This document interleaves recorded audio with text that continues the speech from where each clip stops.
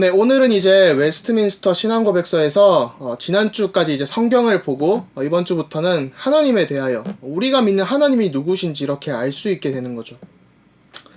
그래서 그 웨스트민스터 신앙고백서가 다른 이제 조직신학들과 구조가 비슷하게 조직신학이라고 하면 저희가 크게 7가지 이렇게 섹션을 봅니다. 첫 번째로는 신학 서론이라고 해서 신학을 하는 방법론, 그 다음에 뭐 성경에 대한 이해 이런 것들이 있고요. 그 다음에 이제 하나님이 누구신가, 그 다음에 그 하나님의 창조와 인간의 타락 이렇게 해서 인죄론 이렇게 또 나옵니다. 그 다음에 이제 예수 그리스도께서 무엇을 하셨는가 해서 기도문이 나오죠. 그 그리스도께서 완성하신 구원이 어떻게 적용이 되는가, 그걸 보고 이제 구원론 또 혹은 성령론이라고 합니다. 그것들이 이제 우리가 구원받은 개개인이 모인 공동체가 되는 것이 교회론이죠. 교회가 있고 우리가 그냥 이 땅을 살아가는 것이 아니라 앞으로 종말을 바라본다 해서 종말론 이렇게 해서 이제 7가지의 그 교리로 구성이 되어 있습니다. 그래서 이제 웨스트민스터 신앙고백서도 그런 형식으로 거의 구성이 되어 있어요. 뭐 중간중간에 이제 시민 정부라던가 또 도덕이라던가 뭐 자연법 이런 것들이 나오긴 하지만 큰 틀로는 이제 조직신학적인 체계를 가지고 있다 이렇게 보실 수 있습니다.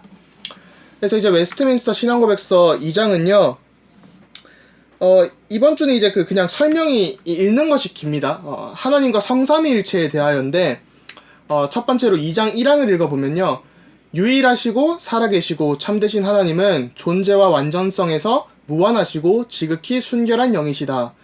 볼 수 없고 몸과 지체를 갖지 않으시며 성정도 없으시다. 이 부분이 이제 번역이 조금 어려운 것 같아서 제가 영어로 패션이라고 또 붙여놨습니다. 또한 하나님은 변치 않으시고 광대하시고 영원하시고 불가해하시고 전능하시고 지극히 지혜로우시며 지극히 거룩하시고 지극히 자유하시고 또한 지극히 절대적이시다. 모든 일을 불변하며 지극히 의로우신 하나님의 뜻과 계획에 따라 행하시되 하나님 자신의 영광을 위해 하신다. 하나님은 사랑이 지극하시며 은혜로우시고 자비하시며 오래 참으시며 인자와 진리가 풍성하시고 불법과 범죄와 죄를 용서하시며 하나님을 부지런히 찾는 자들에게 상을 주신다. 그럼에도 불구하고 하나님께서는 재판하실 때 지극히 공정하시고 무서우시며 모든 죄를 미워하시고 죄를 결코 간과하지 않으신다. 이제 관련된 성경 구절로는 이렇게 좀 길게 있습니다. 아마 제가 본 웨스트민스터 신앙고백서 중에서 성경 구절이 하나 이렇게 많이 달리는 거는 이렇게 흔치 않은 것 같아요. 이제 이거를 한번 보시면 뭐 저희가 평상시에 하나님이 어떠한 존재이신가 이렇게 할 때 딱 찾기 쉬운 또 생각하기 쉬운 그런 부분들이 이제 서술되어 있죠. 유일하시고 살아계시고 또 무한하시고 이런 부분들도 그렇고 하나님은 변치 않으신다, 또 광대하시고 영원하시다 이런 부분인데 여기서 이제 조금 어려울 수 있는 부분은 성정이라는 부분과 영어로 패션이죠. 그리고 불가해하신다 이런 부분들이 조금 어려울 수도 있는 것 같아요. 근데 이제 저희가 그냥 하나님이 어떤 분인지 정확하게 알려면 이런 것들을 저희가 알아야 되는 부분들이 있죠. 그래서 그냥 한번 묵상하시면 되는데 이제 이 부분들을 저희가 이제 신학적으로 조금 얘기를 하면 공유적 속성과 비공유적 속성이다 라고 나눕니다. 여기서 이제 말하는 공유적 속성과 비공유적 속성은 이제 사실 신학적으로는 비공유적 속성을 먼저 다루고 공유적 속성을 다룹니다.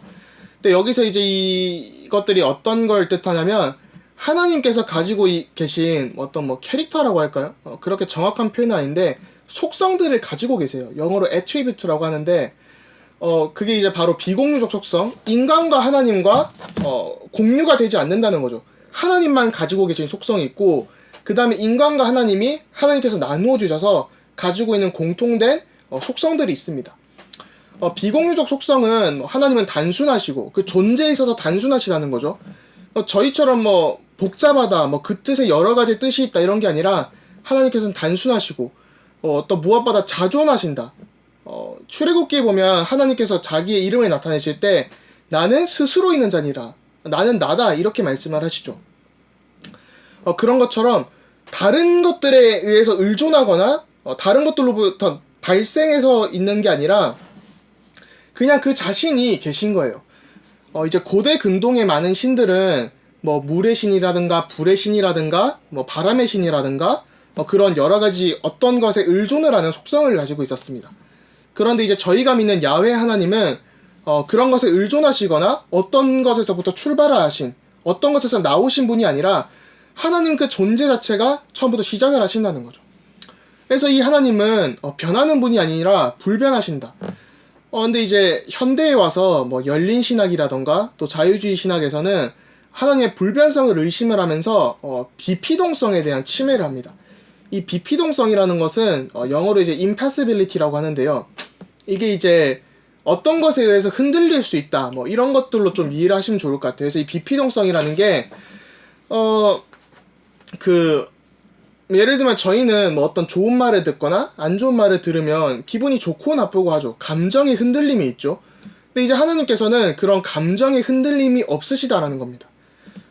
이건 뭐 제가 연구하는 부분도 있지만 다음번에 좀 그 다음 챕터에 나누기로 할 거고요. 이런 비피동성이란 것이 있고 또 무한하시다. 시간과 공간에 제약을 받지 않으시죠. 또 영원하시다. 이것도 시간에 대해서 제한을 받지 않으신다. 그러니까 이 무한성이 시간과 공간에 어떻게 적용되냐에 따라서 영원성으로 이어질 수도 있고 또 무소부재하시는 편재성으로 이어질 수도 있습니다. 또 이제 완전하시죠. 그래서 이제 여기서 조금 더 살펴보면 자존성이라고 할 때는 이제 그 무엇에게도 의존하지 않고 의지하지 않고 그 자신에게 의존하신다는 거잖아요. 그러니까 이게 하나님 안에서 모든 것이 흘러나오는 거예요. 최고의 선이라던가 미덕 또 혹은 지혜 이런 모든 것들이 하나님으로부터 흘러나오는 거지 다른 것이 하나님의 그 적용이 안 된다는 거죠. 지칭이 안 된다는 겁니다. 그리고 이제 하나님은 원래 우리가 알 수 없을 만큼 까마득하기 먼 존재시고 알 수 없는 존재예요. 그래서 신학적으로 표현을 하자면 특히 루터가 또 자주 사용한 표현인데 데우스 앱스컨디투스라고 해가지고 이제 감추이신 하나님. 제가 졸업한 이제 캘리포니아 웨스트민스터가 그 에스콘디도라는 동네에 있거든요. 에스콘디도가 라틴어 앱스콘디두스에서 온 건데 감추인 이런 뜻입니다. 그래서 이제 감추이신 하나님. 감추이신 하나님이 우리에게 드러나신 하나님이다 해서 계시된 하나님. 라틴어로 데우스 레벨라투스 이렇게 얘기를 하죠. 그래서 계시된 하나님이 이렇게 우리에게 나타나십니다. 그러니까 저희가 이제 계시된 하나님이라고 할 때 처음에 좀 어렵다 이렇게 생각이 들 수 있죠. 근데 우리가 원래 하나님을 알 수 없는데 그 하나님이 우리에게 오신 것이 성육신을 통해서 오셨고 그분이 바로 예수 그리스도시구나 이렇게 알 수 있잖아요. 그래서 사실은 신학적으로 좀 이렇게 어려운 표현들이 쓰였지만 쉽게 얘기하면 이제 하나님과 그분의 구원 사역을 이렇게 얘기를 하는 겁니다. 근데 이제 만약에 이런 비피동성이나 이런 하나님의 비공유적 속성들이 인간도 가지는 것이다 이렇게 해버리면 예를 들면 하나님의 존재가 변하게 된다 해버리면 창조주와 피조물 사이에 경계선이 무너지게 되겠죠. 그래서 이제 어떤 자유주의 신학자들 또 철학자들 또 영지주의나 유대교 카발라라는 신비주의 그리고 신지학 이런 것들은 하나님의 존재는 존재보다는 생성된다라고 표현을 해요. 영어로 하자면 God becomes라고 하죠. 그래서 이제 하나님이 이렇게 계속해서 존재하시는 게 아니라 계속해서 생성되는 존재라는 거예요. 그렇게 되면 결국 하나님과 인간 사이에 피조물 사이에 그런 경계선이 허물어지는 일이 발생합니다. 그래서 이제 이 공유적 속성을 좀 보면요. 일단 우리 인간은 하나님의 형상대로 지음받았죠. 바로 우리가 영적 존재라는 겁니다. 그래서 우리가 이 영으로 이렇게 지음을 받았고요. 그 다음에 또 우리가 이 하나님의 전지하심도 어느 정도 알 수 있죠. 그러니까 이게 지식이나 지혜가 우리도 있잖아요. 그 다음에 하나님의 전능하심처럼 우리도 특정한 능력 혹은 주권이 있다라는 거죠. 또 뭐 선하심이나 사랑이나 자비, 거룩함이나 뭐 도덕성 이런 것들도 있고 또 의, 공의 이런 것도 포함이 되죠. 또 하나님께서도 질투와 진노를 표출하시는 것처럼 우리도 질투하고 진노하는 마음도 가지고 있습니다. 근데 이게 우리가 사람에 대해서 질투를 하냐 아니면 진짜 우리가 이 하나님의 뜻을 향한 거룩한 어떤 동기를 가지고 있냐 이런 것들이 좀 이슈가 될 수 있죠. 그래서 이거를 좀 보시면 좋을 것 같고 그래서 결국은 이 공유적 속성이 우리의 영적 또 지적인 부분 또 도덕적인 부분, 또 우리가 어떤 일을 행하는 데 있어서 주권적인 부분, 또 완전한 부분, 이런 부분들이 있습니다. 그래서 창조주 하나님과 우리가 물론 이게 질적인 차이도 있죠. 질적인 차이도 있지만 본질적으로 이 공적 속성들은 어떤 하나님과는 어떤 질적인 부분의 차이가 있으면서도 양적인 차이에 조금 더 의미를 두고 있어요. 그래서 이제 뭐 하나님의 지혜는 무한하시지만 우리의 지혜와 지식은 유한하고 한정되어 있고, 이런 양적인 차이와 또 질적인 차이도 어느 정도 내포하고 있죠. 이 양적 질적 차이에 대해서는 이제 뭐 자유주의 신학자들하고 뭐 개혁주의선 대표적으로 코넬리우스 반틸 같은 경우가 질적 양적 차이가 다 있다, 이런 식으로 주장을 하기도 합니다. 그리고 이 성정이라는 부분이 번역이 조금 사실 저는 성정하니까 좀 어려워가지고 영어로 보니까 패션이더라고요. 패션하면 사실 저희가 이 감정이다 이렇게 이해를 하는데 17세기까지의 영어에서는요, 이 감정이라는 게 이모션이라는 단어를 안 씁니다. 이모션을 안 쓰고 어펙션이나 패션으로 나눠졌어요. 그래서 이 어펙션이라는 거는 어떤 우리가 가지는 인간의 사랑, 이런 감정이고요.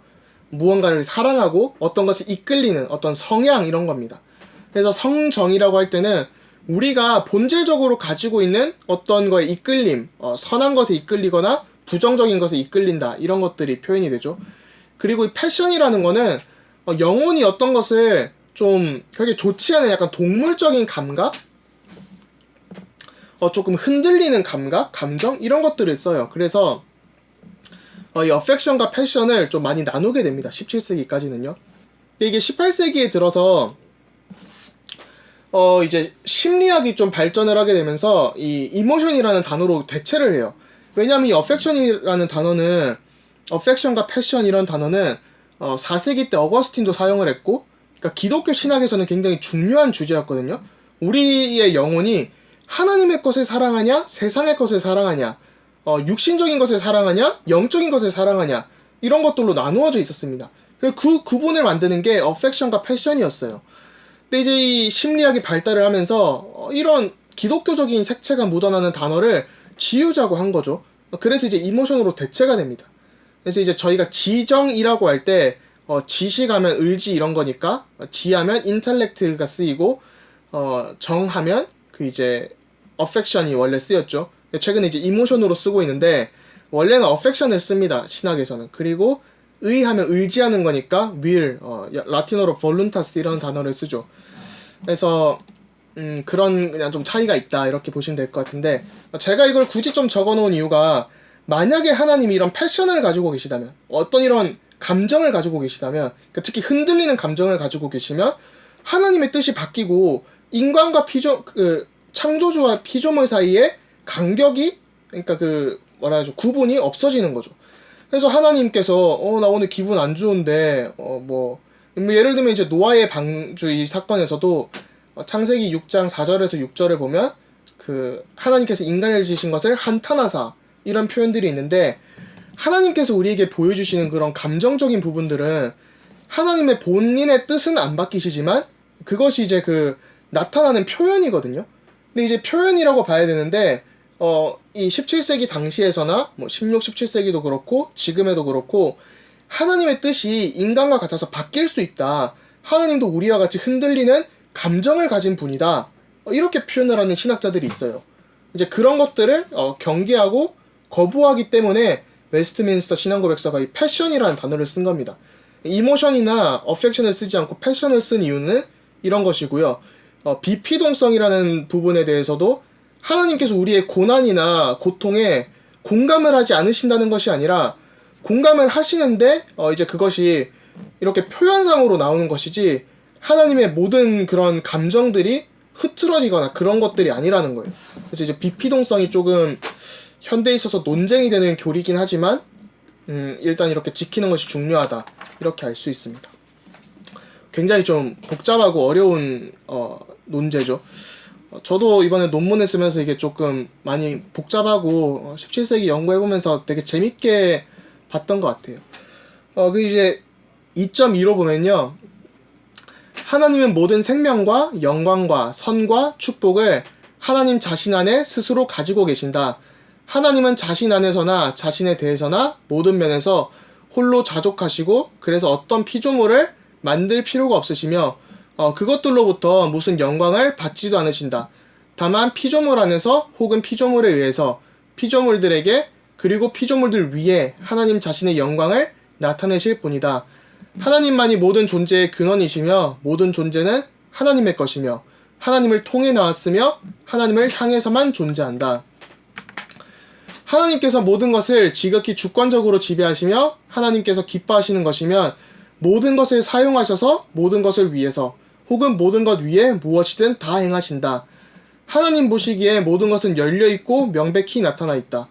하나님의 지식은 무한하고 오류가 없으며 피조물에 의존하지 않으신다. 그러므로 하나님께서는 우연한 것이나 불확실한 것이 하나도 없다. 하나님께서는 자신이 계획하시고 계시는 일, 그리고 명령하시는 모든 것에 지극히 거룩하시다. 천사나 사람이나 모든 피조물들이 어떤 형태로든 하나님께서 기뻐하시며 그들에게 요구하시는 예배를 드리고 봉사하며 복종하는 것은 당연한 것이다. 이렇게 나오죠. 그래서 이걸 보시면 성경 구절이 여기에 있네요. 네, 성경 구절을 또 보시면 되고요. 이 부분은 이제 하나님의 절대 주권에 대한 부분입니다. 결국 다른 것이 아니라 하나님의 주권성을 굉장히 강조를 하시죠. 그냥 읽어보시면 하나님께서는 하나님 안에서 홀로 자족을 하시기 때문에 자존성이 있다는 거죠. 그러니까 자기 혼자 존재하시기 때문에 피조물들을 만들 필요가 없으시며 그 무엇으로도 영광을 받지도 않으시는 거예요. 그러니까 하나님의 자신의 영광을 위해 우리를 굳이 만드실 필요가 없는데 하나님께서 우리를 통하여서 그 방법을 사용을 하시는 거죠. 그래서 피조물로도 무슨 영광을 받지도 않으시는데 다만 피조물 안에서 혹은 피조물에 의해서 피조물에게 또 피조물 위에 하나님 자신의 영광을 나타내실 뿐이라는 겁니다. 그래서 이제 창조주와 피조물의 구분을 분명히 둡니다. 그리고 여기서 이제 피조물에 의존하지 않는다 이런 표현이 사용되거든요. 여기서 쓰이는 영어가 contingent라는 단어가 쓰여요. 이것도 약간 좀 현대 영어로는 어려울 수 있는 부분인데 이게 바로 이제 그 어떤 상황이나 환경에 의존하는 게 아니라 하나님 그 자신에게 그냥 그 자체로 의존을 하신다는 거죠. 그 다음에 이제 2.3으로 보면요. 하나님은 삶 위로 하나이시며 본질이 하나이시며 능력과 영원함에서 하나이신데 이 하나님은 성부 하나님, 성자 하나님, 또 혹은 뭐 성자 예수님이라고도 하죠. 그리고 성령 하나님이시다.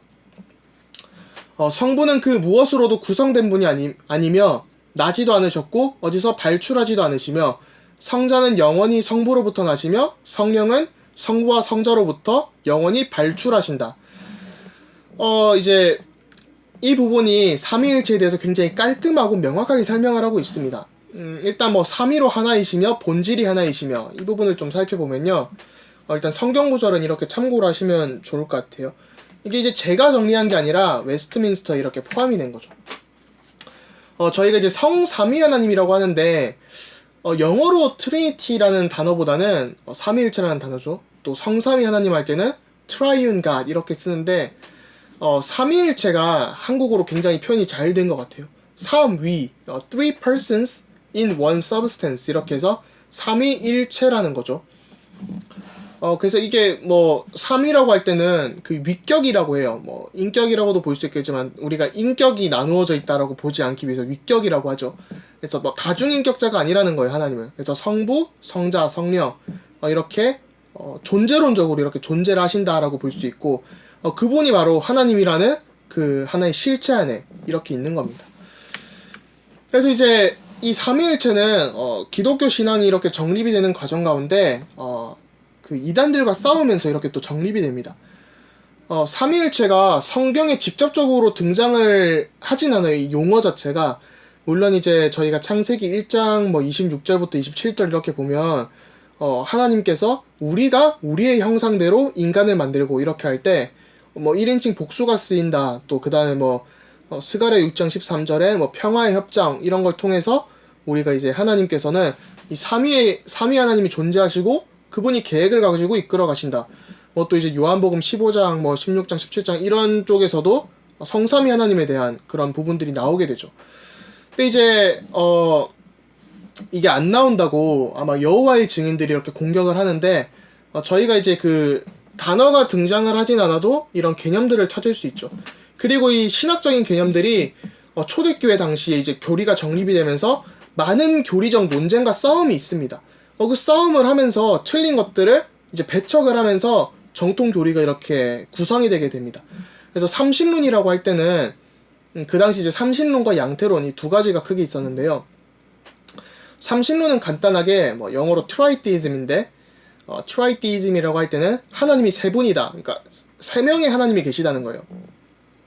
이 위격이라는 이해 없이 세 본질이 있다는 거예요. 그러니까 three 가식이 되는 거죠. three substance를 가진. 그러니까 근데 우리가 이 기독교 신앙에서 배우는 것은 아닌데 하나님은 세 분이 아니라 한 분 하나님이신데 그럼 구약의 하나님과 신약의 하나님이 다른 건가? 이런 질문이 떠오르게 되죠. 그렇기 때문에 삼신론은 아니다 이렇게 해서 거부가 됩니다. 그렇다면 이 양태론이란 거에 대한 질문도 생기는 거예요. 이거 어떻게 이해를 해야 되냐? 그러면 하나님은 한 분인데 어떤 때는 성부로 나타나셨다가 어떤 때는 성자로 나타나셨다가 어떤 때는 성령으로 나타나시는구나. 꼭 물이 추우면 얼음이 되고, 그러니까 고체가 되면 얼음이 되고, 액체 상태에서는 물이 되고, 열을 받아서 증발을 하게 되면 기체 상태가 되는 것처럼, 수증기가 되는 것처럼, 그렇게 이해를 해야 되나? 이런 것들이 발생을 하게 됩니다. 근데 이제 저희가 성삼위 하나님은 동시에 이렇게 존재를 하시잖아요. 그분이 뭐 성자가 되신다고 해서 그런 뭐 성령이나 이런 사역들을 내려놓으시는 것이 아닌 것이죠. 그래서 이게 양태론에 대한 고민들을 초대교회 때 시작을 하게 됩니다. 그러면서 결국 이해에 도달하게 되는 게 이게 우리의 지성적인 영역으로는 완전히 이해가 안 되는 신비의 영역인 거죠. 그래서 삼위일체라는 결론에 내리게 됩니다. 그래서 이제 상호 침투라고 하는 뭐 페리코레시스 뭐 이런 단어들도 쓰이고 하는데 특히 이제 동방정교에서도 많이 쓰는 표현이죠. 가면무도회 이런 것들도 쓰면서 페리코레시스 하면 이렇게 빙빙 돈다 해서 삼위일체 이런 것들도 표현을 쓰거든요. 근데 이제 뭐 굳이 좀 약간 이해하는데 도움이 되실 수도 있고 뭐 쉽진 않은데 그래서 이제 좀 살펴보시면 좋은데 여기서 하나 주목을 하실 게 성삼위 하나님에 대한 간략한 서술 뒤에 삼위 간의 이 원리와 순서에 대해서 나눕니다. 그게 바로 이제 성자가 성부로부터 나심다 해서 나심이라는 표현을 쓰죠. 영어로 begatten이라고 쓰고 성령은 성부와 성자로부터 나심이 아니라 발출된다, 프로세션이라는 단어를 씁니다. 근데 여기서 이제 성부와 성자로부터 발출된다라고 나오죠. 이 성부와 성자로부터 발출된다라는 것을 필리오케라고 합니다. 라틴어로 필리오케라는 것은 and from the son이라는 뜻이거든요. 그래서 이게 그 예전에 그 굉장히 아마 6세기 후반경에 동방정교회와 서방교회, 그러니까 웨스턴 철치 그리고 동방정교회, 이스턴 올토닥스 해가지고 흔히 이제 저희가 뭐 러시아 정교회라던가 이러한 동방정교회가 있죠. 그리고 서방교회는 이제 로마 카톨릭이나 그다음에 이제 뭐 개신교회 이런 것들을 지칭을 하는데 저희는 이제 이 서방교회의 흐름에 크게 있죠. 이 서방교회와 동방정교회가 나뉘게 된 게 이 필리오케 논쟁입니다. 이 동방정교회는 성령이 성부로부터만 발출된다 이런 생각을 가지고 있었고요. 서방교회는 아니다, 성부와 성자로부터 성령이 발출된다 이런 이해를 가지고 이제 논쟁을 하게 됩니다. 그래서 이제 결국에는 동방정교회는 이 필리오케를 빼겠다 해서 성부로만부터 발출이 된다 해서 나가게 되고요. 서방교회는 이제 성부와 성자로부터 발출이 되신다 이렇게 이해를 하게 됩니다. 이 부분은 이제 뭐 요한복음 17장 이런 부분들을 읽어보시면 도움이 되겠죠. 그리고 또 내재적 삼위일체와 경륜적 삼위일체에 대해서 한번 좀 짚고 넘어갈까 해요. 내재적 삼위일체는 간단하게 말하면 하나님의 존재 자체가 그 존재 안에 내재적으로 존재하신다는 거예요. 한 하나님 안에 성부, 성자, 성령이 있는데 성부는 하나님이고 성자도 하나님이고 성령도 하나님인데 성부는 성자가 아니고 성자가 성령도 아니고 또 성부가 성령도 아니라는 거예요. 물론 이제 성령도 성자가 아니고 이렇게 되는 거죠. 그런 구조들이 생기면서 하나님은 하나님 안에 이런 삼위일체가 존재하신다, 삼위가 존재하신다 라고 이해할 수 있습니다. 물론 이제 이해하기 쉽진 않은데 그래서 여기에 대해서 뭐 다양한 것들을 비유를 사용해요. 뭐 예를 들면 다 부정확하죠. 예를 들면 이제 사과 비유도 적당하진 않은데, 사과가 있으면 사과 껍질도 있고 사과 과육도 있고 사과 씨도 있잖아요. 이것도 이제 틀린 삼위일체에 대한 설명인데, 그 사과라고 부르는데 그 사과 안에 껍질도 있고 과육도 있고 씨도 있다 해서 삼위일체를 설명하는 것도 있는데, 제가 알기로 초등학교 그런 저학년 수준에서는 그런 설명들을 좀 하더라고요. 물론 뭐 나쁘진 않겠다 싶은데 워낙 이해가 어려우니까 뭐 그렇게 정확한 표현은 아니고요. 혹은 아니면 뭐 그 건반으로도 설명을 할 수 있겠죠. 예를 들면 도미솔이와 C코드죠. 그런 것처럼 도미솔 각자 하나하나가 완전한 음이지만 그 도미솔 세 개를 다 치면 C코드가 되잖아요. 그런 것처럼 하모니를 이루시는 그런 것들로도 설명을 할 수 있죠. 물론 이제 완전하고 완벽하게 표현은 못합니다. 근데 이제 저도 이제 초등학교, 중학교 친구들에게 이제 제가 삼위일체를 한번 설명을 할 때 고민을 하다 보니까, 또 친구와 토론을 하다 보니까 이런 표현들이 그래도 써질 수는 있겠다라는 생각을 좀 하게 됐습니다. 물론 이제 완벽하게 설명을 하기는 힘들다는 거죠. 그리고 이제 경륜적 삼위일체가 있어요. 영어로 이코노믹 트리니티라고 하는데, 구속사 안에서 성삼위 하나님께서 구원 사역을 이루어 가시는 거죠. 그래서 성부께서는 구원에 있어서 우리를 작정을 하시고, 성자께서는 그것을 완성을 하시고, 성령께서는 그것을 적용을 하신다는 거예요. 그래서 이제 이 경륜적 삼위일체 이렇게 표현을 합니다.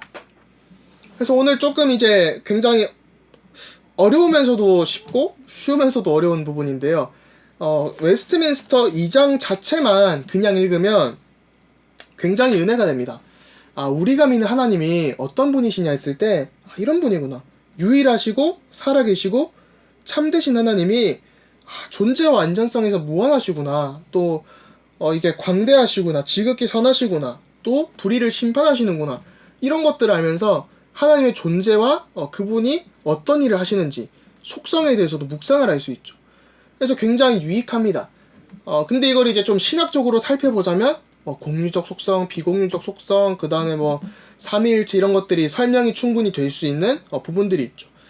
또 분명한 것은 창조주 하나님과 피조물인 인간 사이에 하나님께서 우리에게 많은 축복을 나눠주셨지만 그 경계선이 있다라는 거죠. 경계선을 알면서 내가 결국은 하나님처럼 되자라는 게 아니라 하나님의 자녀로서, 하나님의 백성으로서 어떻게 살아갈 수 있을까? 어떤 면에서는 저희가 그냥 기독교인으로서 살아간다라는 게 아니라 기독교인이라면 기독교인답게 살아가야 되잖아요. 그래서 어떤 도덕주의라는 를 얘기하거나 그런 것이 아니라 어떻게 하면 이게 우리가 그 방향을 붙잡고 가야 되죠. 예를 들면 사실 이제 제가 지난주에 부산을 갔다 왔습니다. 부산을 가는데 부산을 가려면 뭐 다양한 방법들이 있죠. 뭐 경부고속도로를 탄다거나 중부고속도로를 타면서 바꾸거나 이런 것들이 있는데, 서울에서 부산을 가면서 여러 방법들이 있는데 그 가이드라인 이정표만 잘 따라가면 되죠. 그게 바로 우리 말씀을 붙잡고 예외를 통해 은혜를 받고 하는 부분이잖아요. 근데 이제 그 부분들이 저희가 모르게 된다면, 엉뚱한 방향으로 가고 있다면 굉장히 어려움에 잡히겠죠. 그렇기 때문에 우리가 하나님께서 어떤 분이신지 알고 그분을 믿고 고백하고 따라가는 것이 필요한 것 같습니다. 그리고 끝으로는 이제 성삼위 하나님에 대해서, 하나님의 구원 사역과 또 삼위일체에 대해 알아봤죠. 그래서 이제 삼위일체라는 것이 쉽게 이해될 수 있는 건 아니지만 하나님의 존재라는 것에 대해서 신앙고백서는 이렇게 서술을 하고 있구나, 이 정도만 알고 계시면 됩니다. 그래서 뭐 성자의 나심이나 성령의 발출이나 이런 것들이 사실은 좀 어려운 표현이에요.